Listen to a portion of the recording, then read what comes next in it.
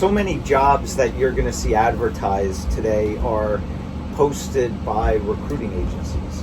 So tell everyone a little bit about the role of the outside recruiting company and how that relates to their internal hiring team, because I think a lot of job seekers are unaware of. All right, so we've spoken before about those applicant tracking softwares. So most of these recruiting firms use something similar to what the hiring company uses. So it's just adding an extra layer that you're going to have to go through. So you have to really make sure that your resume, again, is up to snuff as far as what the keywords are, the hot words or the hot topics of that job posting. Then personalize that cover letter real quick. It doesn't have to be, a letter to the president. It just has to be a personalized note,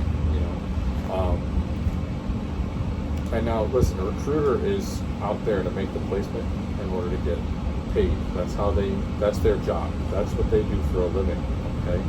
So they'll be dealing with a couple hundred to 1,000 people on any given day, all right? And you may or may not fall through the cracks, right? It happens. It happens to all of us. It's happened to me. It's happened to you. It's happened to a lot of people that are going to be looking at these videos.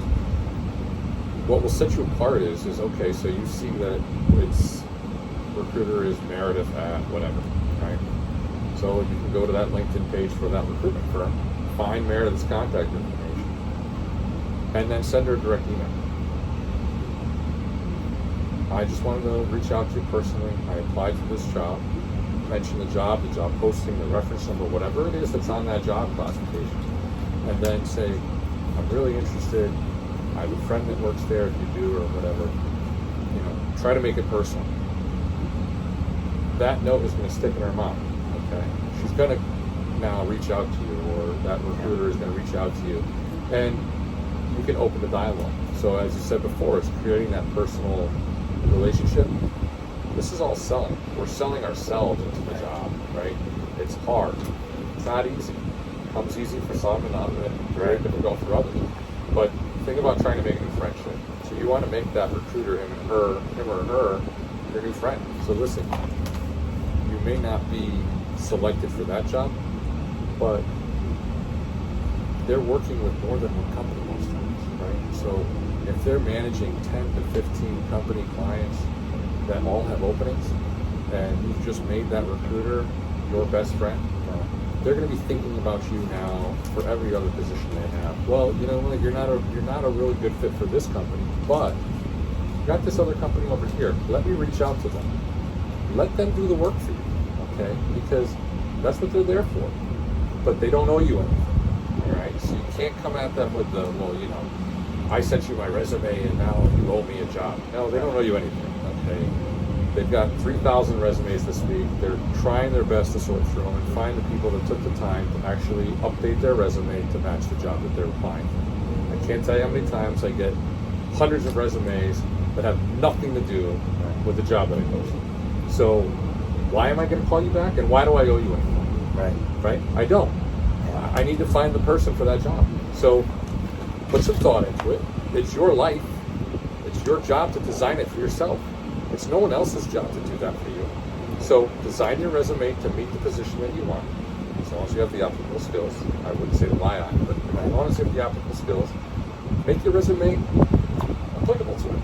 Okay, now next step, if it's a recruiting agency, make sure that you're applicable to the recruiter that's assigned to that job. Make him or her your new best friend. Don't be pushy, but also don't go in there with a chip on your shoulder. It's not their fault that they're trying to recruit and help that company find the right people for that job. Right. Okay? Become the right person for the job. If you can strike up a conversation with them and get them to call you back, 9 times out of 10, they're going to feel more comfortable in now presenting you or saying, hey, Jordie, everything looks great on your resume, but change this because the wording doesn't match. When I send it, they're going to want to see this wording. And they're not telling you to lie. They're helping you out to, again, like we talked about before, take the military jargon and make it make sense in the civilian world. Or make your job experience match a little bit better linguistically for what that HR manager is looking for. All right, so take the advice. And if they say, listen, I don't really think you're open, qualified for this job, say, okay, well, I appreciate your honesty. Is there anything else that you have coming up that might fit me? Don't let it die there. Why let it die there? You just spent the time to make that relationship. Keep it open. Is there any other jobs that I can follow up with you on that might fit me better at my skills? They don't get that. No. You know what they get? They get, okay, thank you, and then they never hear from you. Right. And a year later, they may call you with a job that will match you, but now you're not going to remember them and they're in a relationship. Right? So, just like we talked about earlier, reach out. Yeah, and I think just putting yourself in the recruiter's shoes.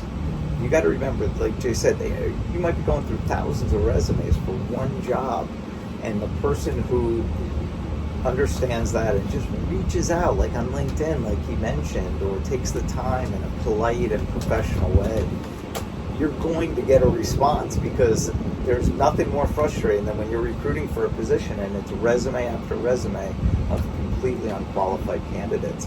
So if you can reach out and say, hey, I applied for that job and I'm really qualified and I'd love to talk with you more about it, you've just made the recruiter's job so much easier. They're looking at like, wow, this guy maybe saved me a few hours of time today, because now I don't have to weed through all the crap. I might have a fish on the line here. Yeah, that recruiter is now doing a database search saying, oh, there's Jordie's resume. Right. He pulled that, put it on my desktop.